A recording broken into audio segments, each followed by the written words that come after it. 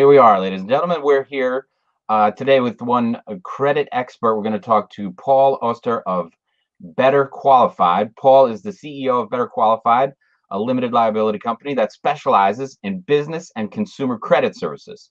The company offers credit business and consumer solutions that include, but not limited to, establishing lines of credit, personal and non-personal guarantees, analysis and consulting on businesses, consumer credit reports, establishing business credit scores, and credit card approvals. And I can't think of a better time when this is important things to learn about. So let me bring up our friend Paul.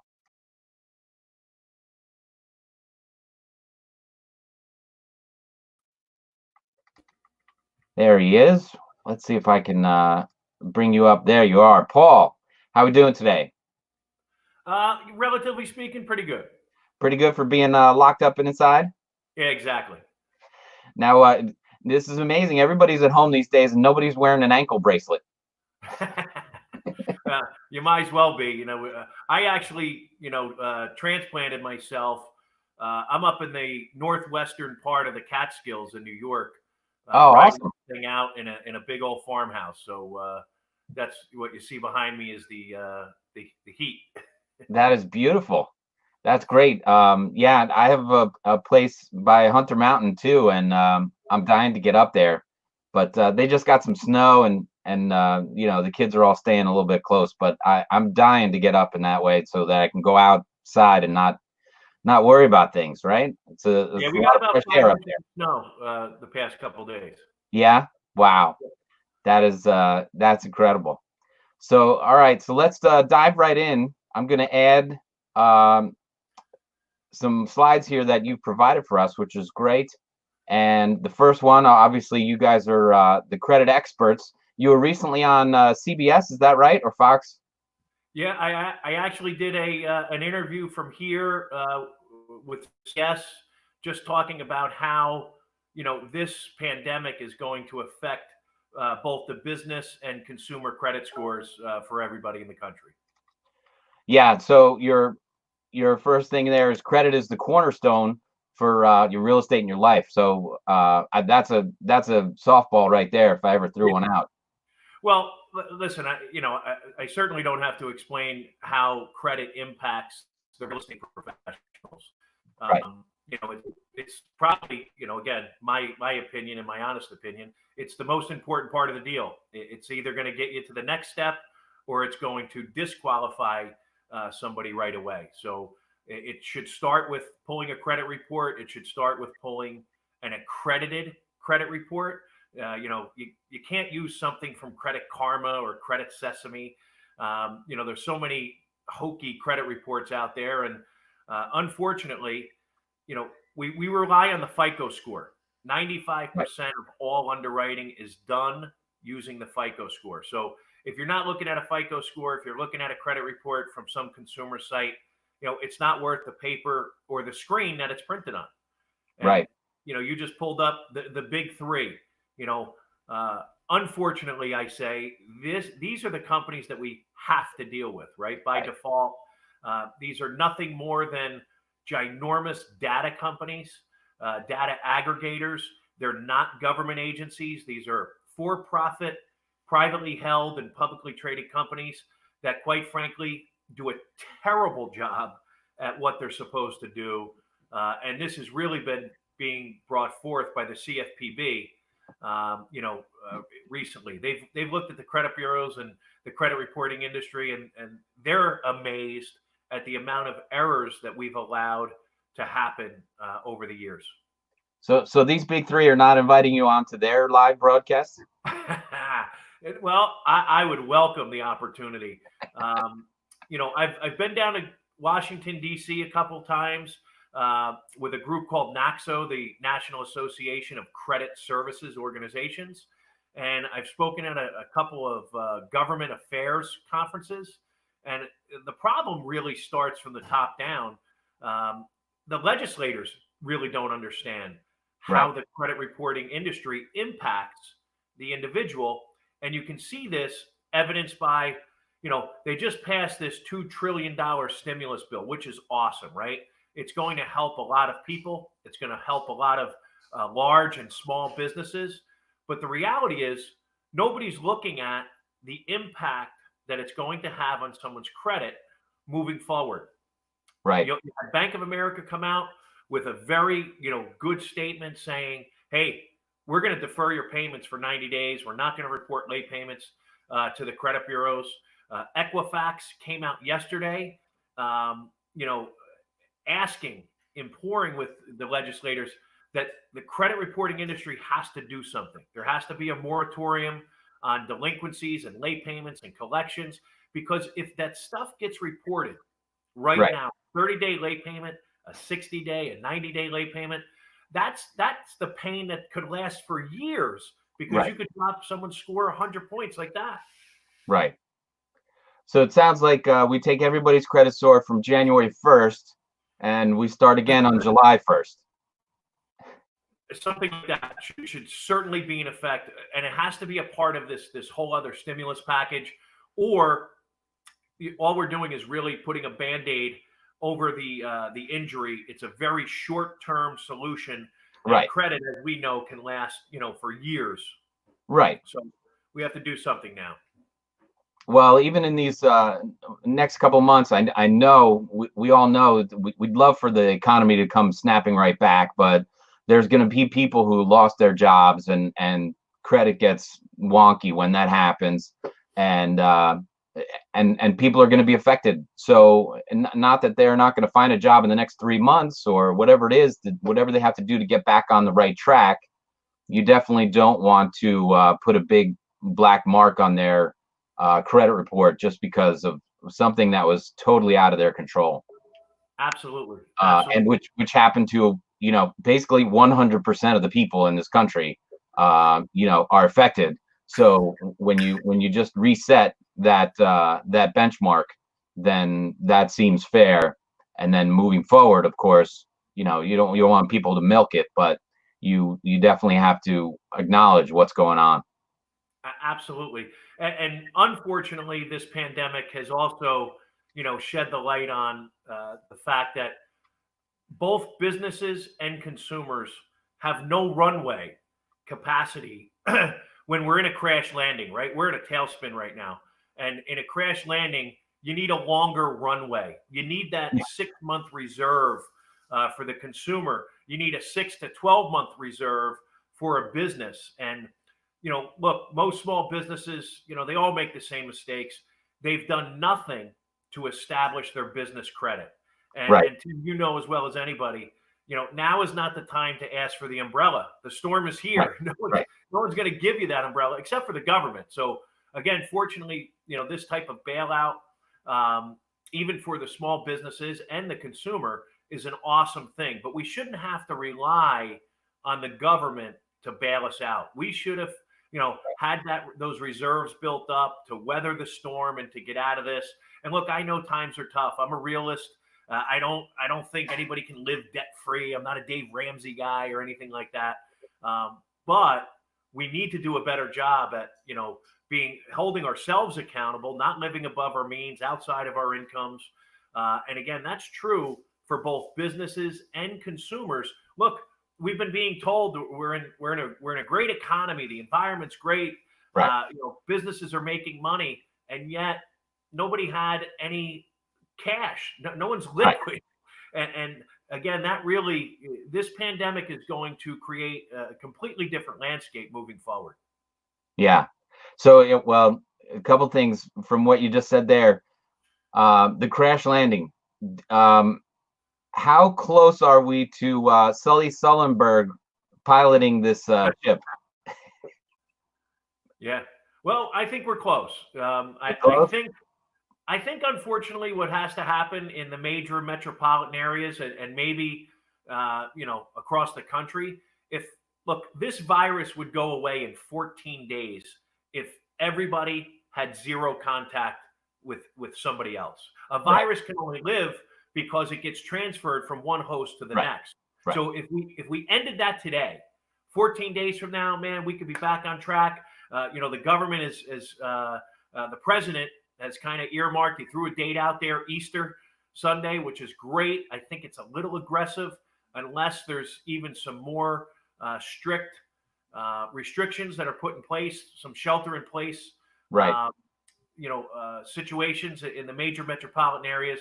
Because again, until we do that, the ability for this virus to spread has been evidenced over and over, millions of times. So we're close. But look, like you said, it's even with the stimulus package, this is not going to be an immediate fix Right. for the consumer or the small business. So And let's get back to the credit side. What while people are sitting at home yeah, watching their credit scores potentially drop, what could they be doing, and where do we stand right now? well, I think like always, you need to know where you stand right now, right? So Right. when was the last time you looked at your credit report? And we say this all the time, not just during a pandemic, but go to annualcreditreport.com. Annualcreditreport.com. That's the FTC's website. It gives us all one free look at our reports every 12 months. The only caveat there being is you will not get your scores for free. Yeah, the FICO Corporation kept themselves out of the FCRA, the Fair Credit Reporting Act. But to me, credit scores are a moving target anyway, and we'll talk a little bit about them. So don't get so hung up on the scores. It's the information that's on those reports that are going to drive your scores anyway. Okay. So make sure the information is 100% accurate. Make sure that the negative information on your credit report is verifiable. It's validated. It's accurate. Because if it's not, then you can have it taken off of your credit report. The slide that you have up there right now, and in the state of New York, last year the average credit score was a 694. That's pretty good. But you would not get the lowest interest rates out there right now, and they were below 4% not too long ago. You can get that at a 694. You need to be a 740 in order to get the best terms and conditions. Anything below a 740, consumers start to pay risk-based pricing, and it's not just for mortgages, credit cards, auto loans, auto financing. Auto insurance. Let's not forget, most insurances are directly tied to your insurance score. It's just your credit score with a different name. So the reality is your credit score is either going to cost or save you money every single month, based upon the things that we all have to do every day.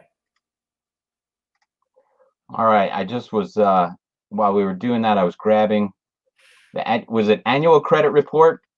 Annualcreditreport.com. There it is. There it is. Okay. You will know, and the marketing geniuses on the internet, they sometimes have a way to redirect people. You don't need a credit card. You don't need, to verify a credit card for $1. You don't need a penny. All they're going to do is ask you some security questions to prove that it's you, and you will get your 3-bureau credit report. Again, I would not worry about trying to get the credit scores.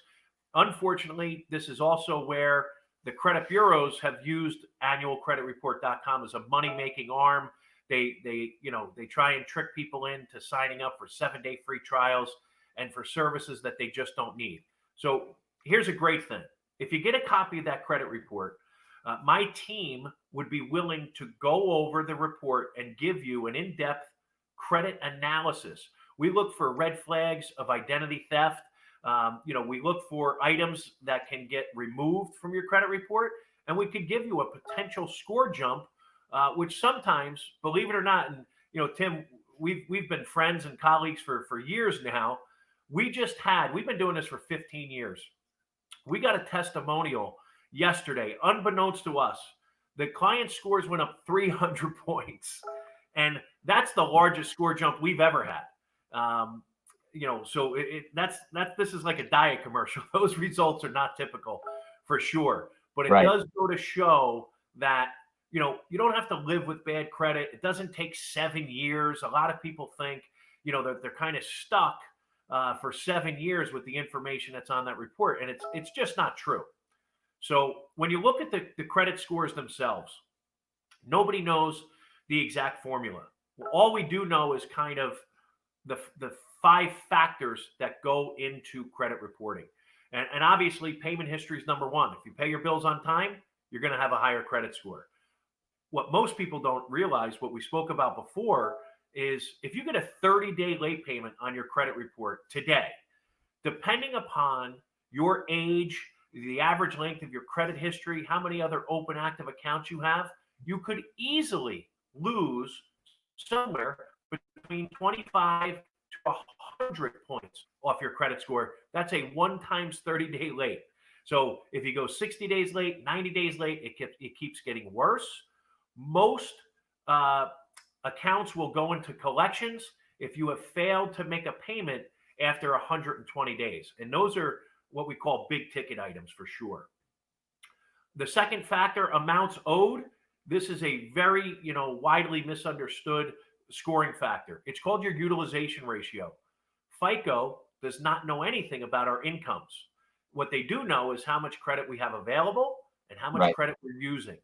And as soon as you go over 30% of that utilization ratio, you increase your credit card balances, 30% of your credit limits, your scores will come down very, very quickly. So you got to keep your scores under 30% for sure. And it's both cumulative and individual cards.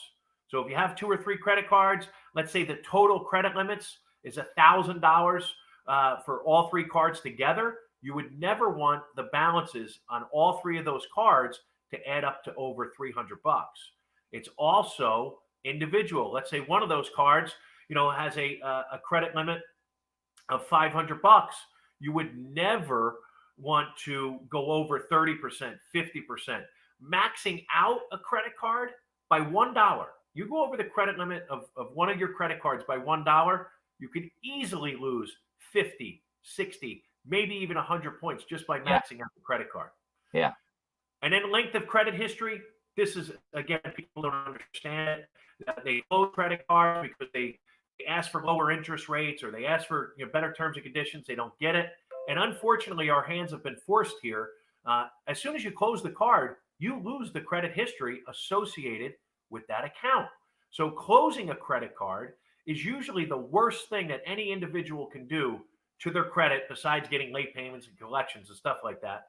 But closing a card, before, if you don't consult with somebody before you close that card, usually it spells disaster, because once you lose the credit history and you also lose whatever available credit you had on that card. A big mistake people make, especially in the real estate industry, people looking to buy homes, they'll pay down their cards and then close them because they think it's going to look better to the bank. And what you just did, again, you had a negative impact on about 45% of the overall scoring factors when you combine credit history and utilization ratio. New credit, look, opening up new accounts is scary to the scoring model. It takes about 6 months to season the new account. And in the short term, your scores are going to come down. So this is, the phenomenon. If you ask any realtor from here to California, people put a contract in on a home. The first thing they do is they run out and buy furniture. Right. They don't pay cash or use a debit card. They wind up getting tricked into opening up a store credit card to save 10, 15, maybe even 20%. Right. But what you don't realize is that new account, not only is it going to lower their scores, which could knock them out of the deal, but the bank is going to want an explanation for the new account. Right. And the types of credit, you have revolving credit and installment contracts. Installment contracts are your fixed monthly payment contracts, your mortgages, your student loans, your auto financing. Revolving, it's just that. Those are your credit cards, and also home equity lines of credit will be reported as a revolving account on your credit report. And this causes a lot of pain for people that take out HELOCs to do home improvements. They don't realize you take out a $50,000, $100,000 HELOC and you max that out, or you go to, let's say you take out 100,000, but you only borrow 50,000, you're at 50% utilization ratio for that account. And that's not a good thing. Right. So given this time, I think I watched one of your other shows that you were mentioning, if somebody had a HELOC with a whole lot of space in it, that you would say they should take out, a bit of that just for reserve. I'm not the only one who's kind of giving that advice right now. Look, always check with your financial planner. your accountant, your mother, I don't, whoever it is. I just say, if I had some available credit right now, I would take it before the bank lowers the balance, the credit limit on those lines of credit.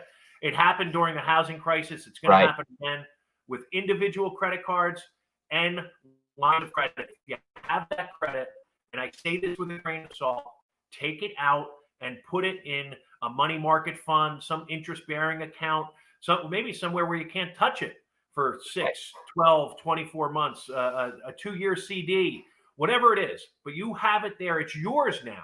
See, the line of credit really belongs to the bank until you draw on it. So if they want to lower their limits, they want to shut it down, they can do that. You signed that. You signed up for that when you applied for the line of credit in the first place. Yeah. Everything you just said happened to me in 2008 and 9. Yep.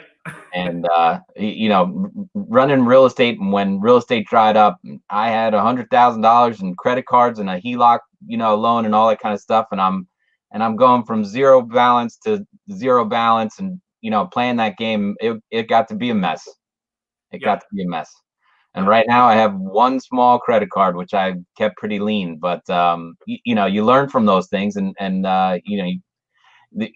you learn when you really go through it, and we're trying to teach people today, but experience is the greatest professor.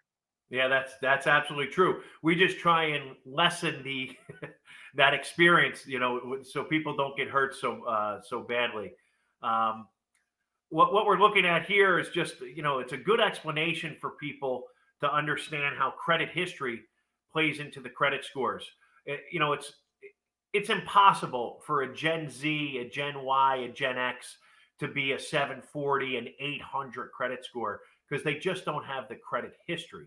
So a lot of that is just going to be based on credit history. You could have perfect credit, a good mix of installment contracts and revolving accounts with no late payments, good balances, but it's just that credit history that could be causing a lower ceiling. Let's see what we got next here. Well, the next one is a powerful slide. Powerful. For you agents out there, okay? We all kind of make jokes about this group we love to call Millennials. They have some good points, they have some quirky points, but the reality is that they are a force to be reckoned with within real estate. And to me, 76%, in the past 5 years, that's a tremendous increase and buying power. So, if you're a veteran of the industry, like myself and Tim, you need to be able to identify with these people, and you need to be able to do things like Tim is doing. Look, they love video, they love Snapchat, they love Instagram, they love Facebook, and you have to kind of play to their what they want and what they're comfortable with. They don't like to talk on the phone, they text. If you call a millennial, they're not answering the phone, they're going to text you right back, like, what do you want? So you have to learn the new paradigms in order to deal with that group, but they're a force to be reckoned with. Yeah. And I've talked about, I'll just interject that actually I read in 1992, back when my real estate career was starting, there was a Harvard study, and I'm sure this is what caused part of the crashes, that they said when the boomers retire in 2008, the next biggest generation, the millennials, will, because the Gen Xers were so much smaller generation. So the boomers' kids were the Gen Xers, right? Yeah. They're not going to be able to buy the boomers' houses until starting in 2014. Yep. So Wall Street saw this report saying, well, there's definitely going to be a housing crisis, and they developed the whole mortgage mess, and it just fed on itself and blew everything up. So now we have the boomers who are now safely into retirement, down to one house or whatever, or hiding out in the Catskills like yourself. But they're all managed their money out to where they are, and the millennials, which all the realtors are like, where are they? How come they're not coming in? They're coming in slower than their parents did, and they're a little more cautious. But there's so much more of them right? Because every boomer had 2.2 kids at least. So there's more of them, but they're coming in slow and steady, which is probably good for us. But just Yeah. watching this is just amazing how it's playing out. But there's that study back in 1992 was you can't fight the numbers.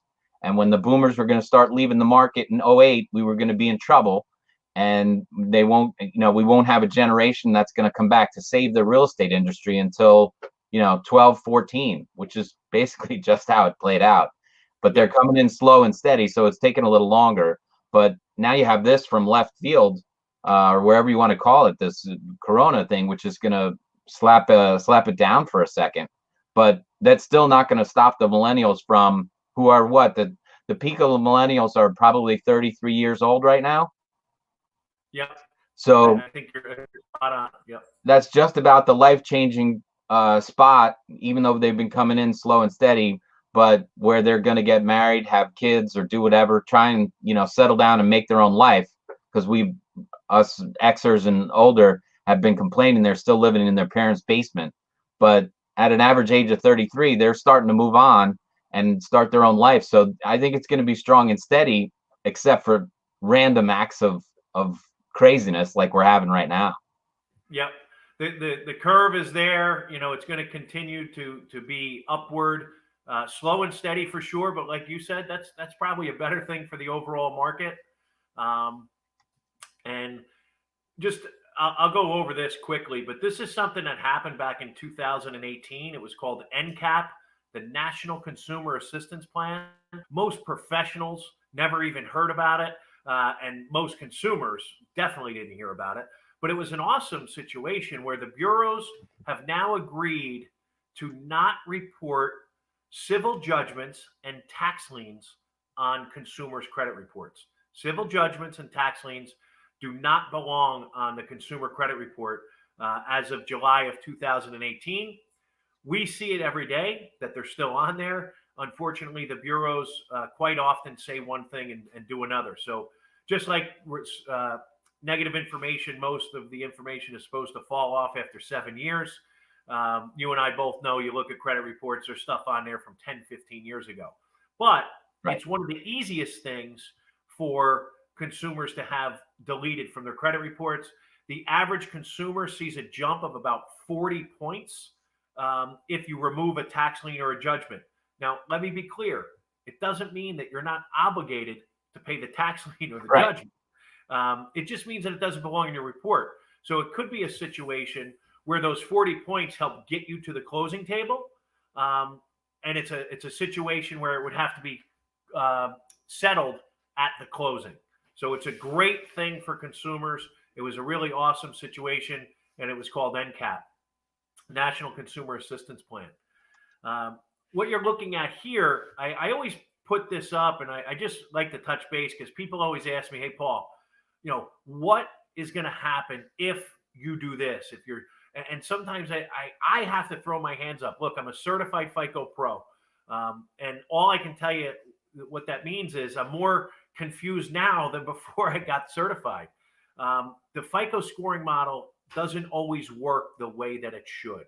And what you're looking at are the scores, the percentage of consumers who saw a score change if a collection was deleted from their credit report. Now, if you look over to the left, why would 20% of consumers see a decline in their credit scores? Because you had a collection removed. A lot of that has to do with the date of last activity. So if you take a collection that is more than 2 years old, 3, 4, 5, 6, 7 years old, and you pay it today, that the date of last activity becomes today. And unfortunately, that means that collection is refreshed in the credit scoring model. It's the information from the previous 24 months. The previous 24 months, 2 years is the information that carries the most amount of weight towards your credit score, right? The credit scoring model weights the previous 24 months the most heavily. So you take a collection that's 6, 7 years old, it's not doing that much damage. It's not lowering your score at this point. Right. The damage was done when you went 30, 60, 90, 120 days late. So you pay that off today, and you may see a significant decline in your credit scores. So Right. So that's what a you want, skeleton. That's a skeleton in the closet. You're better off leaving there for a while. well, or you want to do what's called a verification and validation of debt process, which is outside of the credit reporting industry. And what I'll do, Tim, is after this, I can send you a link that kind of has all of this information. But realtors, for sure, one of the mistakes that agents make is they tell a client early on in the process, hey, Tim, look, if you're looking to buy a home or rent an apartment, you're going to have to clean that credit report up. And Right. what the consumer hears is, well, I better pay off these collections. Right. Well, no. What you should do is verify and validate the collections, first of all. Right. Third-party collection companies, they're all notorious for violating the collection laws. If you find a violation, not only does the item get deleted from the credit report, a lot of times the debt gets erased, and the consumer is entitled to $1,000 per violation.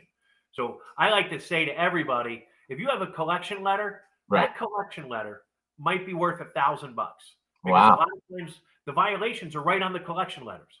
Right. Wow. And that's well, just I know you're going to share a link, but also people can go to back to Better Qualified and link up with you as well, because Yep. that's something that you guys take care of right there. Yeah. Yeah. And listen, if it's just items of collection, it's free. We don't even charge. It's kind of like hiring a personal injury attorney. You don't have to pay us. Our attorneys get paid from the third party collection companies. So Right. if you have clients that have collections, look, it's worth the time and effort. It takes 2 seconds to upload a document, and for our attorneys to look at it, and they'll see the violations right away. Yeah. So we spoke a lot about consumer credit, and I will touch base on business credit, because all agents, and a lot of them are not, believe it or not, but all agents should have their own corporation. You should Right. be an LLC, an S corp, a C corp. Again, consult with your tax professional, but you shouldn't be out there as an individual. I mean, liability wise is one thing, but credit is another thing, right? So Right. I suggest everyone forms an LLC. It's a limited liability company. It's right in the name of the type of corporation that makes it so attractive to me. A lot of accountants kind of get this wrong because they assume if you're a single person, then you should be a sole proprietorship. But what all that really means is everything trickles down to you anyway. Right. So take a look at your options there. But what I will tell you is that if you're any type of corporation, any entity other than a sole proprietor, you can build that business's credit. And it has no correlation, it has no relationship to your personal credit. So you build your business's credit completely separate from your personal credit. There are no personal guarantees to buy a car. Think about that. I don't own my vehicle. Better Qualified owns my vehicle. Right. It was purchased, registered, and insured under my corp code. Now, the first thing I hear a lot of people say is, "Oh, but it's much more expensive if you buy a commercial vehicle for insurance and registration." It is not. Okay. Right. The insurance on a corporate vehicle is directly correlated to what you're doing with that vehicle. Right. Now, if you're going to use the vehicle to transport diamonds and you're doing heavy construction work where there's some hazardous situations, of course your insurance is going to be higher. But if you're using that vehicle to go on listing appointments in your day-to-day travels, your insurance is going to be almost the same. And I will repeat, there is no personal guarantee. So let's just say that this pandemic caused a situation where Better Qualified had to close its doors. Wells Fargo would come and repossess my car that I've had for about 5 years, and there would be no impact on my personal credit. I can't stress that enough, especially right now. How many broker owners, how many agents wish they had a credit card, a line of credit with Amazon, a gas card with no personal guarantees that you could use to help you weather this storm. And Right. it takes less than 6 months to build your business's credit. It's easier to build your business's credit than it is to build your personal credit. Let me throw a scenario out at you. Sure. What about this, this is going to cause a lot of unemployment for some people before we get back to normal. Maybe they go and want to be an Uber or Lyft driver, and then they need a car, and then they're building their own business as an Uber driver or a Lyft driver. Yep. So they should get their own. Obviously, they have to claim on their insurance that they're driving people around. I've heard that's been a big problem, people driving people without the proper insurance on their car. Yeah, you never want to be underinsured. I can tell you that. Right. You don't want to be over. Sorry. You don't want to be overinsured either. But underinsurance, that's really, there's no recovering from that. Something happens, you're driving. So even an agent who's driving somebody to go show houses. That's if it. Yeah. You own that car, you could have the greatest umbrella policy in the world. You could have if that's your car, guess who's getting named in the lawsuit? God forbid you get in an accident or something. Right. But if you don't own that car, then you get named as a corporation, and there's limited liability to you as an individual. So if you're thinking about doing something like that, and every restaurant, all of these places need delivery drivers right now. I have friends that I know have already started driving and delivering for businesses. So, but if you're going to do that, you better consult with a savvy insurance person who makes sure that you're protected. Yeah, exactly. All right. So I left this one up here just for the real estate because the last bit of the conversation could work for any business, just like we're saying, the pizza delivery place that needs 5 more drivers now because everybody's ordering out the pizza. Yeah. Rather than just Friday night, it's going to be, Friday and Tuesday or, whenever it is. But talk a little bit about the realtor strategies. So the realtor strategy to me we need to focus on the elephant in the room. When you look at what Zillow is doing across the country, by the way, it's scary. It's scary to the agent, right? I mean, look New York was one of the first states that they're a licensed broker, right, in the state of New York. So I think they're licensed. They're licensed in a lot of states, but that's their MO. Yeah. So I think New York was one of the first ones.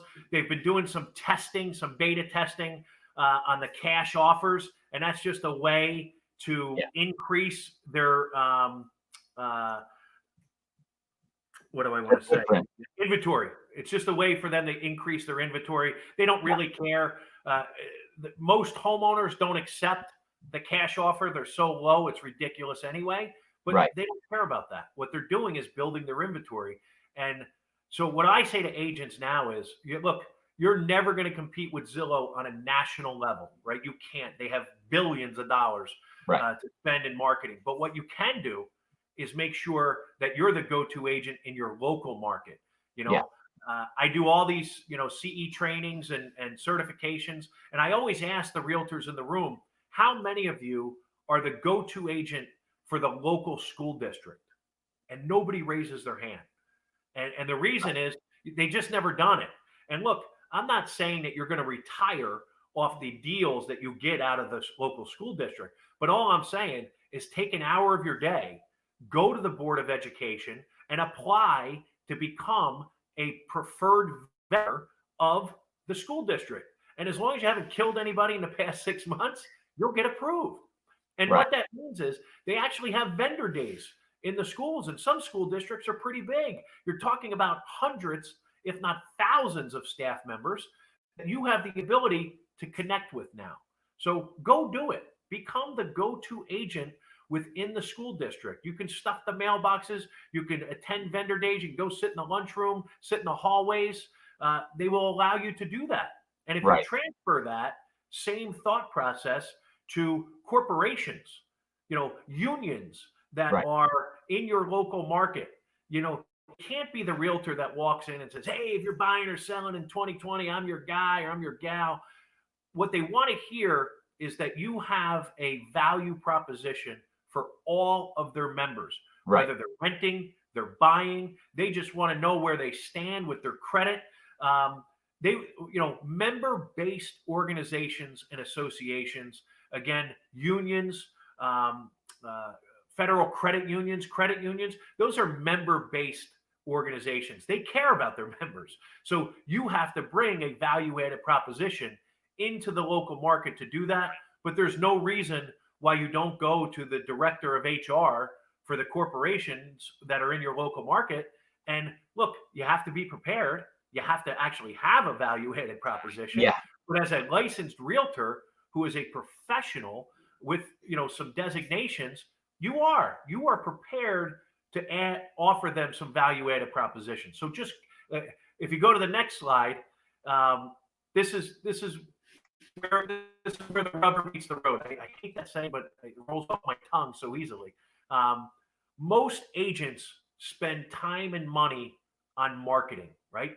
Everyone's had these marketing tools where they spent a lot of money, and unfortunately, they didn't work. Now, I don't know why they didn't work. I've been asking agents the questions to try and really drill down. I think some of the marketing sucks, quite frankly. Yeah. But a lot of it is you have to put a strategy behind the marketing tool. If you don't have a strategy, if you don't get up, get dressed up, and show up with your marketing tool, it's not going to work.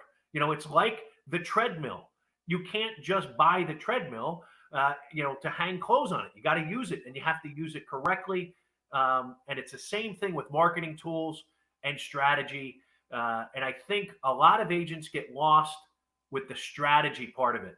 They become, better professionals. They're educated. They do their professional development, continuing education, but they don't have a strategy to let people know who they are. Yeah, it's executing on all that marketing and getting it out there and doing it right. And well, I know that we're on here doing video, and I think that a lot of realtors have always talked about it, and a lot of small businesses want to do some kind of short videos, little sound bites that the millennials will eat up. They really have to start executing on that marketing strategy that they know about, but they're just not doing it. And showing up and being prepared and putting yourself out there is the biggest thing where people can win market share, just because they're doing this kind of thing that we're doing here today. And every realtor should be doing that to a specific niche market, like the businesses or the teachers or whoever you just mentioned, or the school, wherever they are. When you present yourself as an expert for that niche, they're going to eat that information up and really appreciate what you're doing. Listen, nobody knows it better than you, right, Tim? But I say to agents, ask yourself this question: if somebody gave you two different platforms and they said, "Hey, Tim, read this 10-page narrative marketing, or watch this 2-minute video," people are going to click on the video. So, right. And I know it's scary to a lot of agents, but you have to just do it. And look, your first video is not going to be your best video. Maybe it will be, but the reality is your first video might not be so good, but that's okay. Right. Practice with your kids. Make your first video by yourself and then look at it, critique yourself. But the idea is to jump on platforms like you have, that allow realtors to get their message out as quickly as possible. Yeah. Yeah. And any small business, you got to use social media more than ever right now. I mean, it's the only place people are allowed to hang out. So if you're not diving in now, you might as well shut your door and go and work for somebody else. Well, and look, and again, I'm not the doomsayer, but I think with or without, new pandemics or viruses or whatever it may be, again, the landscape is going to be very, very different moving forward. And like everything that happens now with technology, it's going to happen quickly. And you're going to have, virtual everything. And if you're not prepared for that, you're going to fall behind, because, again, the millennials, the people that are buying and selling, they're going to want to know that you have the capacity to work within that environment. Yes. Well, that's as I wrap it up, I'm just going to say thank you very much for joining me today. but that's the goal of homesearchtv.com. Obviously, I started this years ago, but now is the right time to pull this together, where realtors can come on and talk about their local markets, because you can't get that on a national site, and that and we'll have guys like you who are pros in the credit repair and restoration, so which is so important for a real estate deal and or small businesses, where they can come and watch and meet up and talk and learn from people like you. So hopefully everyone will start coming back to Home Search TV, find their expert in their local area, and be able to reach out. You guys have agents that are working better qualified leads from all over the country, right? You're national. You can reach out and repair anybody's credit all over the country, correct? We sure can. We sure Absolutely. can. Yep. Fantastic. Well, I look forward to watching your success on all those other networks. Thanks for coming on to Home Search TV, and this won't be the last time we do this.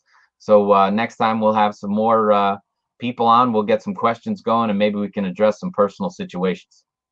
My pleasure, Tim. Thanks for having me on. Thanks. Enjoy upstate. Yes, sir. Be safe. Stay well.